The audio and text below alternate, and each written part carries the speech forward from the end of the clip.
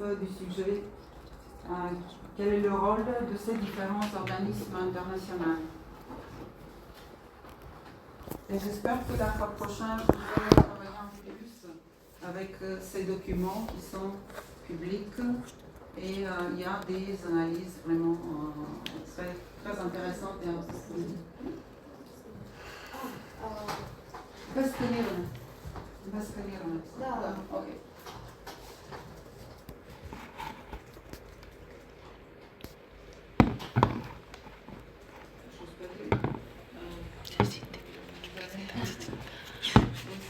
C'est pas évident parce qu'il y a plusieurs documents là.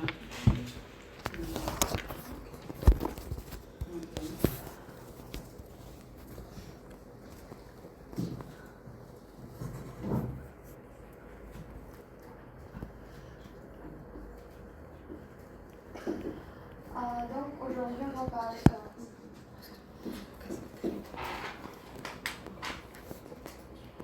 aujourd'hui on va parler pour les sanctions contre la Russie. Moi, princesse. Premièrement, on va parler pour la nature des sanctions. Donc, premièrement, c'est restriction dans le secteur financier, donc blocage du système bancaire russe. On a blocage des actifs et limitation des opérations de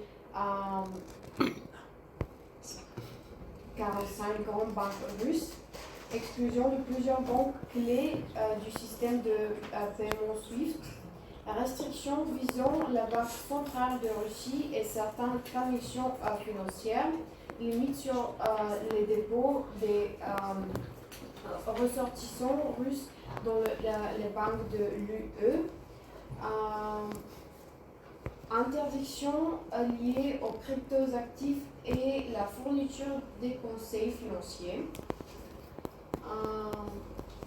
On a sanctions énergétiques. Est-ce que c'est vraiment effectif ces sanctions financières?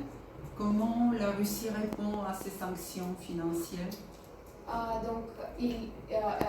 La Russie répond qu'elle a fait ses propres systèmes pour que les gens qui sont russes peuvent payer par ses propres cartes et tout ça, mais seulement en Russie. Les Russes ont des problèmes quand ils voyagent dans les différents pays parce que ces cartes ne travaillent pas. Donc, oui, il a fait ses propres systèmes bancaires, mais les Russes ne sont pas. Les Russes fassent des difficultés quand ils voyagent. Donc, Ils font des partenariats avec d'autres pays? Oui, on va le voir plus tard dans les slides, mais en général. Ouais. Donc après, on a sanctions dans le secteur d'énergie. Introduction d'importer du pétrole, du gaz, du charbon et des produits raffinés russes. Introduction de transactions avec Rosneft, Gazprom, Neft et Lukoil il y a 2 semaines. Introduction, blocage total des projets Nord Stream 1 et 2. Suspension de nouveaux investissements dans le secteur russe de l'énergie et des mines. Un embargo sur l'énergie, pétrole, gaz, charbon, produits raffinés, introduction des transactions et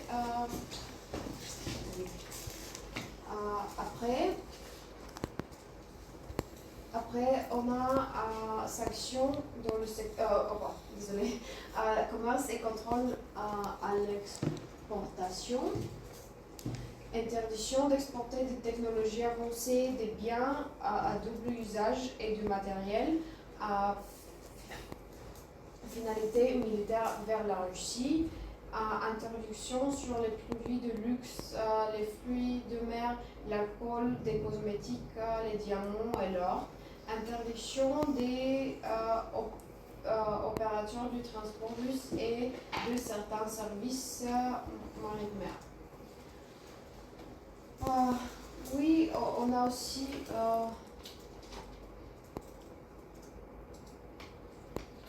j'ai d'avoir un visa cibler l'élite de pouvoir. Donc, ciblant plus de 1000 individus, dont Vladimir Poutine, des responsables et des oligarques. Mesures dans le transport maritime et logistique, interdiction d'accès de navires russes aux portes de l'UE, fermeture de l'espace aérien européen aux avions russes. Et oui, donc c'est ça.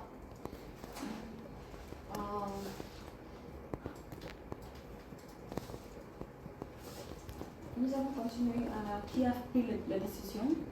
Tous les États de l'Union européenne ont pris la décision avec la Suisse, les États-Unis, le Canada, le Royaume-Uni et Norvège. Et les organisations comme l'ONU et l'OMC aussi appliqué les droits humanitaires et a pris les décisions de donner des sanctions aussi. Si.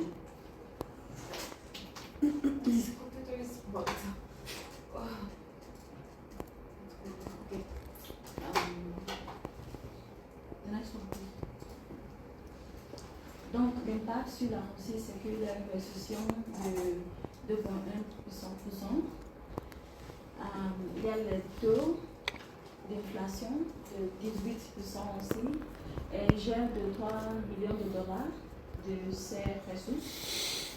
Aussi, donc, il y a une dépréciation de l'économie de la Russie et à travers l'importation des jets d'importation et jets d'avoir et voyage du président et l'oligarque, les personnes riches dans le pays. Et aussi, il y a normalement l'exportation de l'huile hors de la Russie, mais ce n'est pas possible, ce n'est plus pas possible. Et les exportations vers l'Europe étaient discontinuées malgré le discount asiatique et les revenus pétroliers ne sont plus possibles. Il y a une diminution de 25% de revenus sur l'huile.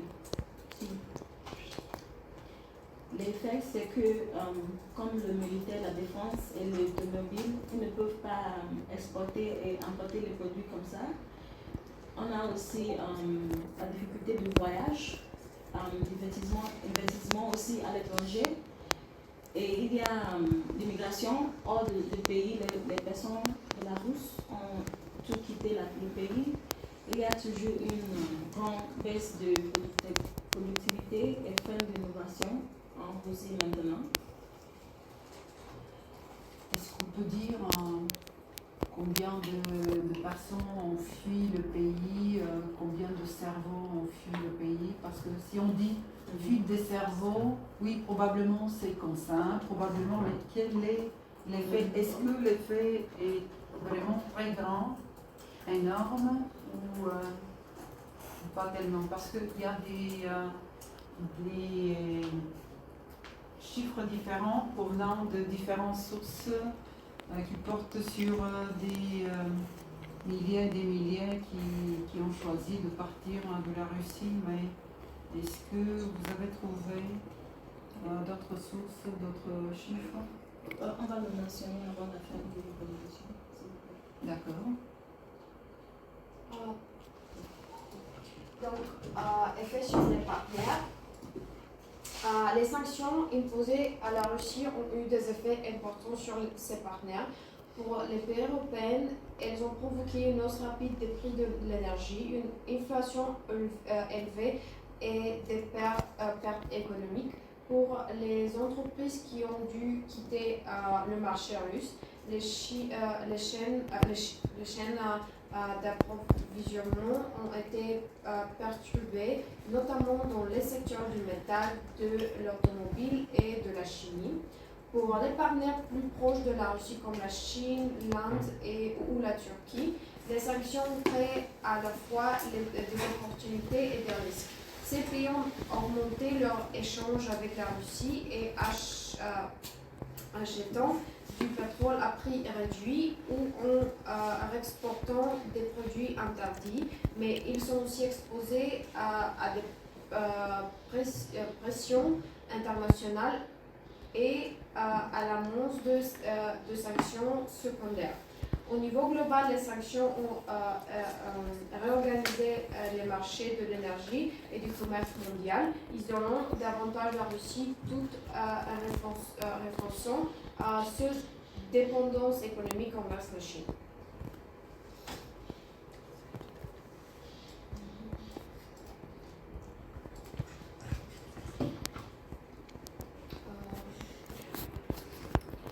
Mondialisation augmentée. Votre question, c'était 650 000 personnes qui a quitté la Russie et c'est 650 000 people qui a quitté la Russie depuis le février C'est 2020. c'est dans le chat GPT que voilà. Ouais. Donc on ne connaît pas la source, est-ce que c'est vrai ou non, on ne sait pas. Parce que en fait, quand on utilise ChatGPT, c'est bon, Non, c'est on pas structure ChatGPT. très bien les travaux et tout, mais Mais on ne sait pas si c'est ce qui fiable. ce qui fait la différence, c'est combien vous avez été critique envers ces informations et combien vous avez essayé d'approfondir et de voir vraiment est-ce que c'est vrai ou est-ce que c'est pas vrai, quelles sont les sources différentes que le chat GPT. Le chat GPT, il fait comment pour trouver les sources? Il fait comment? Dites-moi. Il va sur Internet, non? Oui, il va sur Internet. Mais sur Internet, on fait la même chose. Mais ce que j'ai déjà expliqué au début, c'est qu'on a travaillé sur ces organismes internationaux et on connaît déjà quels sont les rôles de ces organismes internationaux, quelles sortes d'analyses, de rapports ils préparent et de voir un peu quelle est les positions, quelles sont les positions de ces organismes, n'est-ce pas? C'était de la Moscow Times, un magasin, newspaper. Moscow Times, Yes. probablement c'est beaucoup plus que ça. Donc, Parce que c'est de la est-ce que c'est propagande. Oui, crédible? mais on ne peut pas Propagande être... russe, c'est ça? C'est de la propagande russe. Ça puisse être. Oui, mais cette question, combien de personnes quittent la Russie, si on ne peut pas être sûr, même si par exemple on voit des statistiques sur des sites étrangers qui ne sont pas russes, parce que c'est la propagande Ah oui. de l'Ouest. C'est ça, c'est exactement ça. Non, mais en fait, Chacun sert son camp. vous savez, il y a des organisations internationales sur la migration. Donc, c'est là que vous pouvez y aller voir C'est qui les quels finance? sont les chiffres. C'est qui les finance? C'est qui le finance? Ce sont des organismes qui sont qui ont des statistiques plus fiables que. Donc voilà. Donc, mondialisation formée. Donc, la mondialisation formée désigne une nouvelle phase où le monde n'est plus organisé autour du seul système économique global, mais divisé en plusieurs blocs rivaux. Les tensions géopolitiques, les sanctions, la guerre en Ukraine, la rivalité entre les États-Unis et la Chine et la recherche d'autonomie stratégique poussant les pays à réduire leur dépendance et à commencer davantage avec leur alliés. Cette fragmentation entraîne des chaînes d'approvisionnement plus régionales, des règles commerciales différentes selon les blocs et une concurrence plus forte pour les ressources stratégiques. La mondialisation continue d'exister, mais elle devient plus politique, moins ouverte et plus instable avec un risque de ralentissement économique mondial.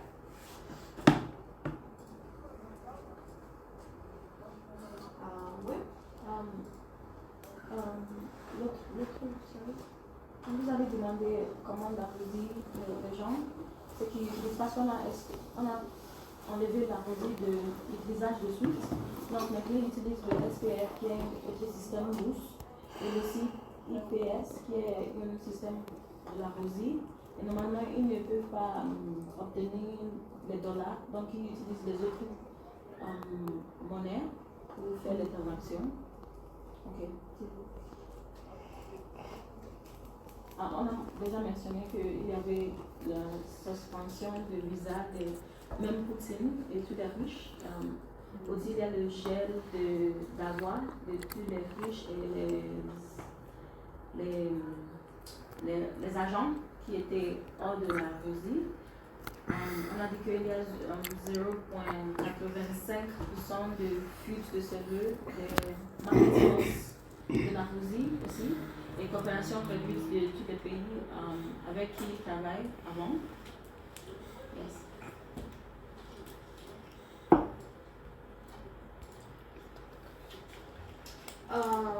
Scénario prospectif, durcissement possible, ciblage du pétrole via contrôle secondaire, renforcement de l'unité occidentale, fermeture des voies de contournement, aussi plissement conditionnel suivant une négocie politique en cas de fatigue des alliés et en fonction de l'évolution du conflit. L'efficacité à long terme dépendra de la solidité de la coalition et de la capacité à s'adapter. Et votre propre avis, c'est quoi? Est-ce que ça va se durcir ou qu'en pensez-vous? Maintenant, avec Trump les États-Unis, je pense que l'Ukraine n'a pas si alliés forts.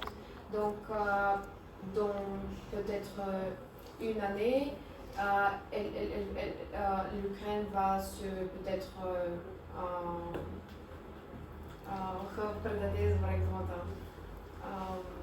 se rendre, oui.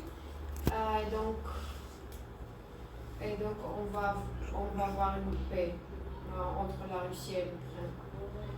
Avec des grands compromis, De disons comme l'Ukraine. ça, de la part de l'Ukraine. Ouais.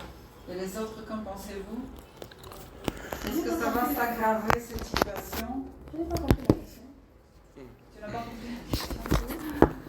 Quel est le scénario que vous-même vous pensez plus possible, hein? Vous-même, parce que peut-être il y en a plusieurs opinions, n'est-ce pas? Mais vous-même, vous pensez quoi? Ok, c'est bon. Ce sont des deux scénarios prospectifs qui sont correctement analysés ici, qui sont correctement listés, etc. Mais vous-même, qu'en pensez-vous? C'est un surpris, mais je pense que la Russie va continuer avec ce qu'il fait, parce que même avec les sanctions, Elle continue oui, à... oui, comme cela a duré pour 3 ans déjà. Il va continuer comme ça jusqu'au moment qu'il reçoit ce qu'il veut, je crois. Mais s'il y a une union occidentale beaucoup plus forte, est-ce que c'est possible? Est-ce que c'est possible ou non? Qu'est-ce que vous pensez? Qu'est-ce que vous en pensez? Est-ce qu'il est possible de mettre en appui plus fort économique encore sur la Russie? Comment? L'Europe est faible. Voilà. Qui est faible? L'Europe. L'Europe, ok. Oui, contre la Russie. Oui, malheureusement, on ne voit pas vraiment des puissances là qui puissent être quoi, les moteurs, les locomotives. Et du coup, peut-être on ne verra pas. Vous pensez que l'Europe, elle va envoyer ces jeunes hommes, ils vont aller à la guerre? Vous pensez qu'on va aller à la guerre bientôt? Vous pensez ça? Non, je pense pas. Non. Moi non plus. Tout est bien tout n'est pas bien, sauf qu'on n'est pas prêt à s'implanter, voilà, à entrer dans être plus actif, etc. etc. Donc, si c'est devant notre porte, J'ai une question. ok. C'est qui les gagnants de la sanction? Voilà. Les gagnants de la sanction. La Chine.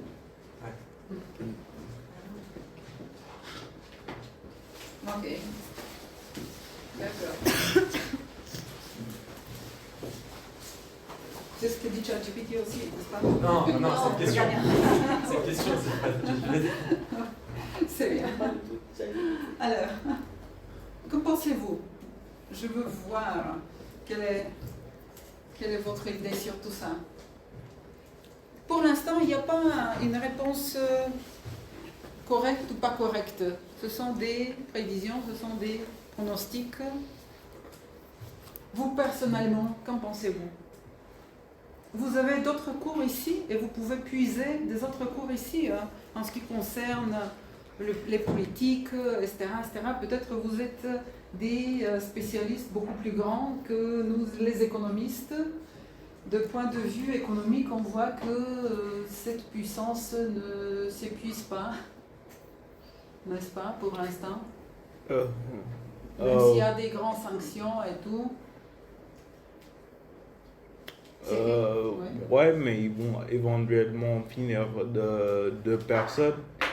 Ils vont avoir plus de jeunes à envoyer. Plus de quoi? Plus de jeunes. De gens. De gens, ouais. De gens. Ouais, à envoyer. Envoyer où? Envoyer à l'Ukraine. Envoyer à la guerre. Moi, je pense que les drones, ça sera beaucoup en plus de plus. En plus. Non? Ça ne sera pas joué sur les soldats, la ouais, force mais humaine, c'est quand même la force technologique. C'est quand même les gens qui contrôlent les drones. Oui, mais ouais. C'est exact. C'est que voilà, on ne va pas compter sur les capacités humaines en tant que des combattants sur la scène de la guerre. Séraphin, qu'est-ce que tu penses? Je ne suis pas tout à fait d'accord que le nombre de soldats n'est pas important. La technologie est importante, mais le nombre de soldats est extrêmement important aussi. Oui, c'est ce qu'on voit avec tout ce qui se passe de collecter, d'unir des gens un peu partout de Russie. Des gens qui n'ont pas d'autre choix parfois, n'est-ce pas? Alors, ici, c'est quoi l'opinion, votre opinion? Je pense que la guerre elle va durer un peu jusqu'à l'épuisement des hommes. Parce que la Russie elle a aussi perdu beaucoup d'hommes, je crois, dans cette guerre. Mais je pense pas qu'elle va finir aussitôt. Alors qu'on était sûr que ça va finir vite, et alors qu'on a mis tout. Oui, c'est pas évident. Ok, allez, à vous de jouer. Selon moi, la guerre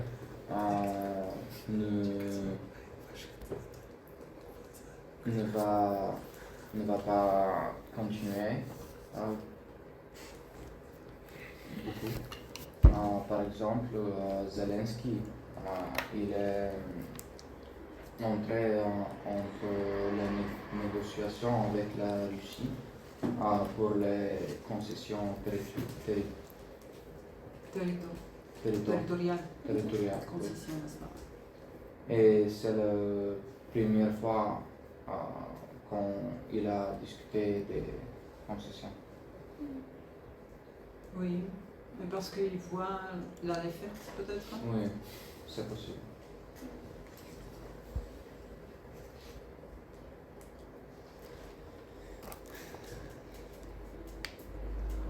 On ne veut pas faire la mise sur l'un ou sur l'autre pour l'instant. mais on voit les impacts purement économiques qui sont dus pour toute la globalisation et pour la compétitivité au niveau global. N'est-ce pas? Vous vous souvenez, dès le début, on a parlé de la compétitivité globale. Et vous voyez comment cette compétitivité globale est complexe maintenant et de plus en plus un risque et en difficulté. Ok, allez, à vous de, sans Yvan, même sans Yvan, de présenter votre travail. Vous n'êtes pas du tout prêt à s'investir, mais vous voyez, tout le monde s'est investi. Et avec ça, on va terminer ce tour de travaux. Heureusement. Qu'est-ce qu'il y a? Mais c'est possible de présenter la semaine prochaine un peu. Non. C'est un risque, cher ami. Hein, c'est un risque. Quand vous travaillez en équipe, il faut que tout un membre de l'équipe soit pleinement informé de présenter le travail de l'équipe. N'est-ce pas? Vous essayez. Vous voyez, nos amis ont présenté plus ou moins. Също обаче Андрея няма. Само сам ще го представя, обаче да. Може да го представиш набързо, за да приключим. Искам да приключим Да, с да, този... много време вече го Да, защото il y a un prolongement trop long. J'aimerais que je passe à une autre étape la semaine prochaine. Je veux vous laisser un peu le plaisir de ne rien faire. Et pour Mais aujourd'hui, j'aimerais que vraiment... Oui. Et pour la semaine prochaine, ça reste mondialisation et démondialisation. Pour la semaine prochaine, on fait l'étape suivante, on continue et puis on verra quand est-ce qu'on va trouver du temps pour revenir à ce sujet. Okay. Éventuellement, on peut penser à faire une discussion plus grande avec l'autre professeur, Zarkov, éventuellement avec tous les arguments autour du juridique, autour de l'économie, etc. On verra éventuellement. Mais pour l'instant, j'ai vu ce que vous avez fait. L'idée, c'est de voir aussi qu'est-ce que je vous ai mis là dans le Moodle et de voir la présentation et tout, et éventuellement de refaire vos travaux à partir de ça et de les télécharger dans le Moodle sur cette base. Ok? C'est clair? Toujours pas? Qu'est-ce qui n'est pas clair? Qu'est-ce qu'on va télécharger sur le Moodle? Les présentations, oui, toutes les présentations. Après, le feedback que je vous donne, c'est de refaire un petit peu, de compléter un petit peu, vous voyez, sur la base du feedback que je vous donne. Et puis de télécharger les présentations qui sont retravaillées. Ok? Chers amis, vous avez compris? Dans le cas de mondialisation contre démondialisation, on fait la même chose. On voit le document que je vous ai déjà téléchargé là et vous complétez vos présentations de la fois dernière et vous téléchargez les présentations sur le Moodle. Ok? C'est correct? Oui. D'accord. Et maintenant, voyons qu'est-ce que vous avez fait, la plan B. Qu'est-ce que vous avez fait, plan B?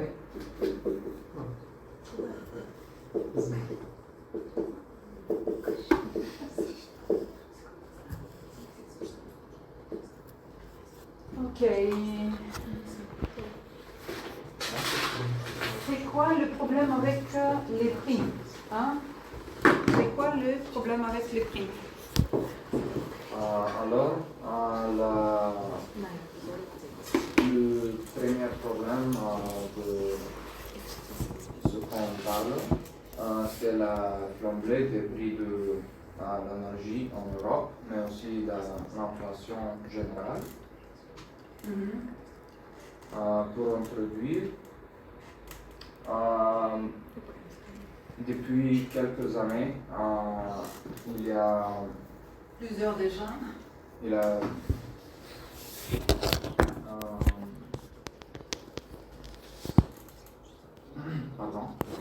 depuis quelques années, les prix de l'énergie comme l'électricité, du gaz et le carburant en Europe est beaucoup augmenté. Selon la Banque mondiale et aussi Eurostat, en 2022, l'inflation dans la zone euro a atteint des niveaux historiques, principalement à cause de la hausse des prix de l'énergie causée par la guerre et autres facteurs qu'on va parler. Et c'est aussi des statistiques. Envers, c'est quoi? Envers, c'est quoi? L'Italie. Ah oui, c'est l'Italie. Et puis la France? Oui. France, Allemande, Espagne, etc. Et pourquoi l'Espagne diffère de les autres deux fois? Parce que en Espagne, ils sourcent les carburants, etc. pour les autres pays. Par exemple, les États-Unis, etc. Donc, on va parler pour les causes de cette flambée. Tous ces pays de l'Union européenne, pas seulement, ont été touchés dans un certain niveau par cette flambée. Par exemple, ces pays qui sont dépendants de l'énergie russe ont fait face à une plus grande flambée à cause des tarifs et des sanctions contre la Russie. Et oui, on a vu des prix très hauts, comme Theodora a mentionné. Et on va continuer. Et les causes principales de cette flambée, il y a beaucoup de facteurs, mais les trois les plus importants, c'était les facteurs économiques, géopolitiques et climatiques. Je peux dire un peu pour le facteur géopolitique. Parce que ça dépend pour chaque pays qu'on dépendance de l'énergie des autres pays, comme par exemple nous en Bulgarie on était très dépendants de l'énergie russe et on a subi des tarifs hauts. Les conséquences et la situation actuelle. Du coup, après la pandémie du Covid-19, la demande en énergie avait fait un gros bond et du coup les productions n'arrivaient pas à suivre et c'est une des raisons pour laquelle la hausse des prix avait fortement augmenté. Et une autre grosse cause est la guerre en Ukraine où après l'invasion russe ça a coupé les approvisionnements en énergie et l'Europe qui était forte dépendante de la Russie en énergie a dû aller chercher autre part son énergie avec de gros prix en échange. Des autres facteurs et conséquences qui affectent la flambée. Par exemple, les conditions climatiques extrêmes causées par le changement climatique, les sécheresses, l'hiver rigoureux et il réduit la production d'énergie renouvelable. Aussi, les facteurs d'électricité et de chauffage ont explosé, mettant de nombreux foyers en difficulté. Et aussi, les industries et les PMI ont vu leur coût de production s'envoler, réduisant leur rentabilité. Christian? Et aujourd'hui, pour limiter l'impact, plusieurs gouvernements européens ont mis en place des boucliers tarifaires, des aides directes et des subventions. Ces mesures ont permis d'éviter une crise économique plus grave. Et depuis 2024, les prix de l'énergie sont stabilisés. En 2025, l'inflation est revenue autour de 2%, mais les marchés restent fragiles face aux tensions géopolitiques. Et c'est notre biographie. Il y a beaucoup d'articles et des statistiques. Merci pour votre attention. Ok, merci déjà que vous avez essayé de ne pas lire, parce qu'on doit sortir de cette logique, d'essayer de ne pas avoir le nez dans le texte, dans les téléphones, etc., de présenter un peu librement, un peu plus librement. Bon, ça vient avec la pratique. C'est pourquoi on fait la pratique. Et je vais vous laisser. Vous avez des questions sur la flambée? Ouais, non. Oui. Allez. Il a dit que l'Espagne, elle se fournissait en énergie ailleurs qu'en Belgique. Et du coup, la France et tous les pays européens, ils se fournissaient où?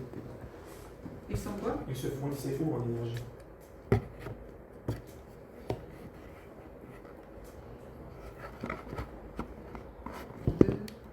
Pour moi, je pense que la Belgique, en tout cas, elle se fournissait du gaz russe aussi. Mais Ils se fournissaient d'où? Explique. Je sais pas, je pose la question.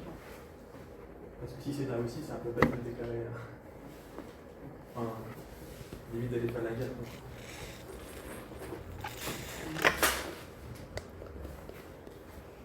Est-ce qu'il y a en différents fournisseurs?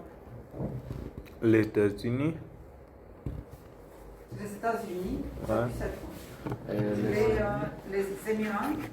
Oui, les Émirats, la Chine. Oui, sauf que certaines industries et certaines économies sont plus dépendantes, notamment comme Allemagne, les autres pays autour des fournitures,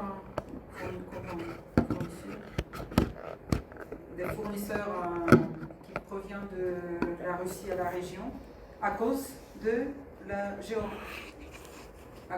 géographie.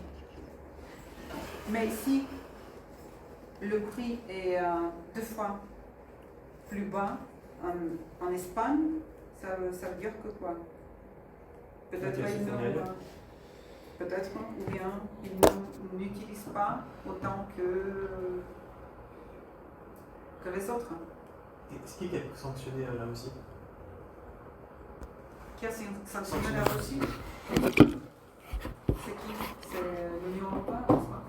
Ils ont sanctionné la Russie. Alors on a besoin de l'énergie. Alors que oui.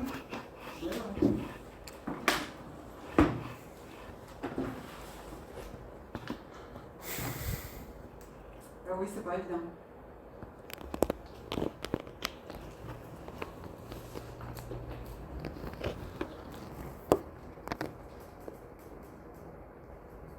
Vous avez une solution meilleure? Si vous êtes maintenant là, nos grands dirigeants, quelles seront vos solutions? Acheter de l'Indonésie. En fait, pour voir éventuellement. Quoi? J'ai dit acheter de l'Indonésie.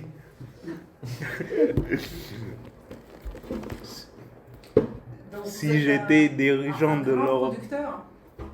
Et vous avez avez la capacité d'exportation de Non, grandes exportations? je crois pas. C'est ça. Ouais, donner de l'argent. Je donnerai de l'argent à l'Indonésie si j'ai des leaders de l'Europe. Donc, on fait ces analyses dans le but, avec l'intention éventuellement, si demain vous êtes les grands décideurs, c'est aujourd'hui que vous donnez vos idées. Quelles seront ces idées pour sortir de cette situation très compliquée? Pensez à ça, n'est-ce pas? Quelles sont vos idées? Allez, je vais vous laisser un peu de temps libre, quelques minutes avant de finir. Pas comme toujours, parce que toujours on est un peu en retard. Maintenant, je fais une petite compensation, n'est-ce pas? Mec, tu peux Vous méritez bien. Merci pour tu vos peux courir ou activités sinon tu aujourd'hui. vas aller Et vers l'autre. on ferme cette page, comme Je je vous sais ai pas. dit. Et la semaine Ouais, non, mais prochaine, est-ce que c'est possible d'aller là-bas ou de courir ta bouche quand tu switches? Comment on dit? Hein? Mais t'as soufflé là, t'avais. Ah, ok.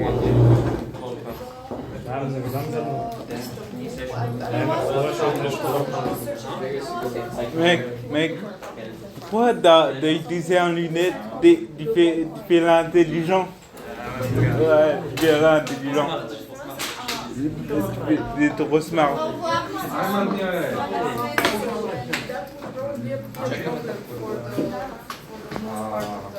And I'm not sure if they would be okay for me to just be 1 month. I think 6 months, yes. I heard that they want to be at least 1 year. Bien. Mais c'est la même chose avec ici. C'est OK. C'est- Masco, les 5 numéros. Pour avoir une relation à 5 numéros, partie d'affaires. Tu ne comprends pas. Donc, normalement, comment quand je dis quelqu'un. Donc, si vous avez une population, vous devez demander l'aide. It's better. Thank you. No, I wouldn't stay though, but we have